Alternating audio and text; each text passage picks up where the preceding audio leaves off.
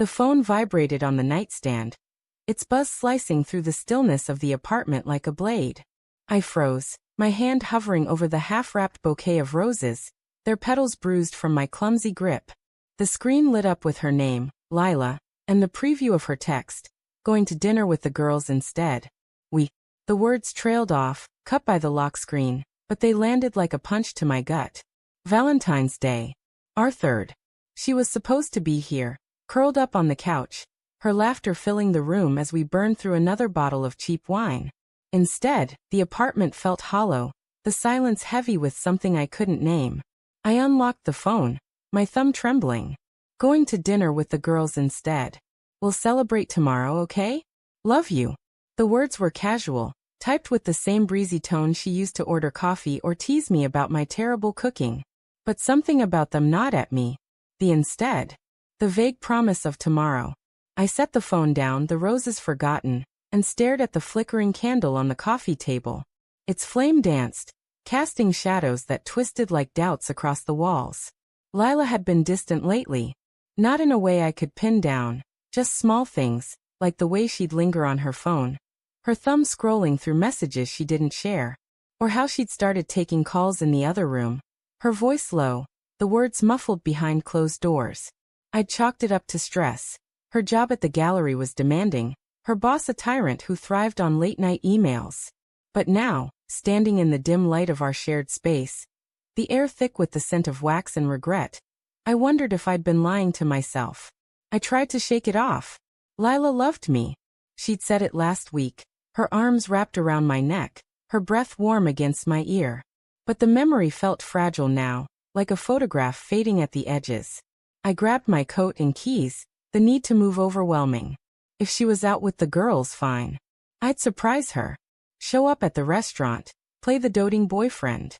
Maybe it'd spark something. Remind her of who we were before the late nights and half-answered texts.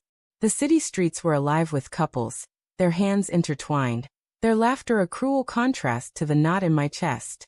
I walked to the Blue Olive, the trendy bistro where Lila and her friends always went for their girls' nights. The place was packed, the windows fogged with condensation, the hum of conversation spilling onto the sidewalk. I scanned the crowd through the glass, searching for her auburn hair, her infectious smile. Nothing. Just strangers, clinking glasses and sharing desserts. I pulled out my phone and texted her. Hey, where you at? Thought I'd swing by and say hi. My finger hovered over the send button, a flicker of hesitation stopping me. What if she didn't want me there?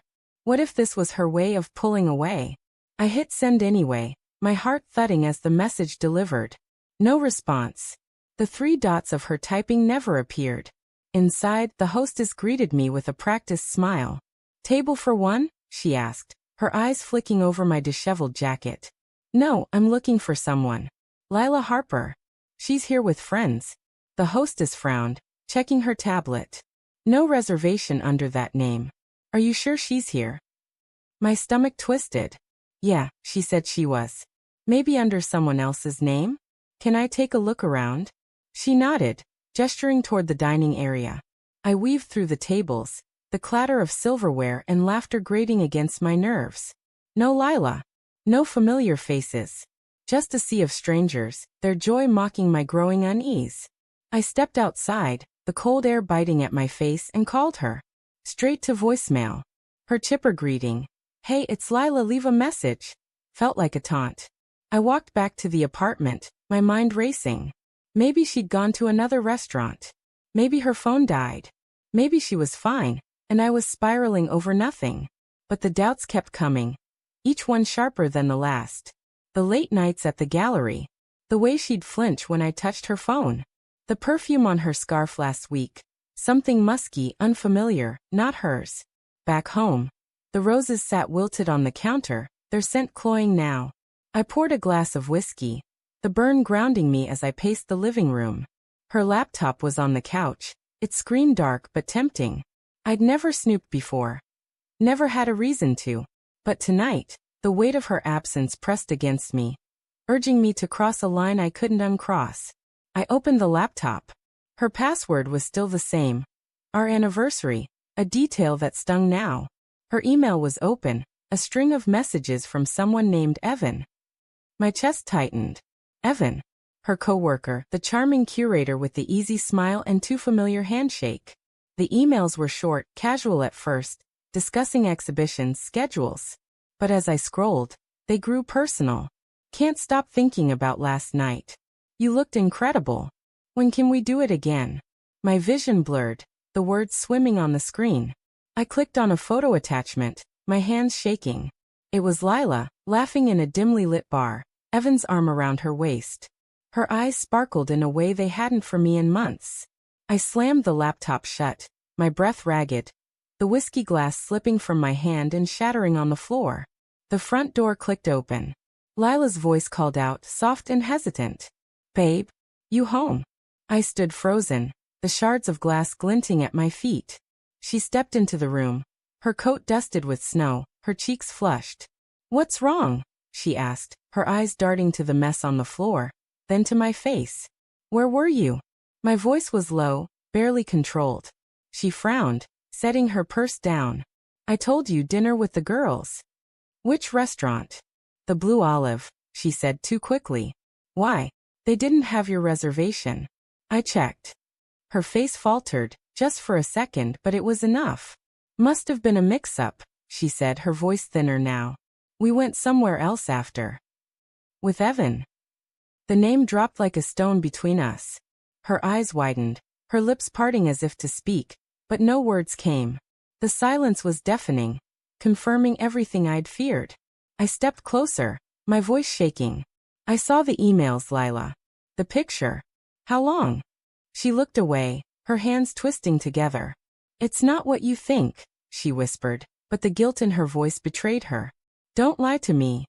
The words erupted, raw and jagged. Just tell me the truth.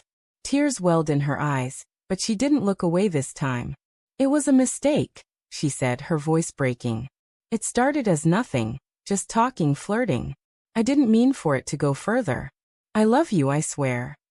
Then why? My voice cracked, the anger giving way to a hollow ache. Why wasn't I enough? She sank onto the couch, her hands covering her face. I don't know, she sobbed.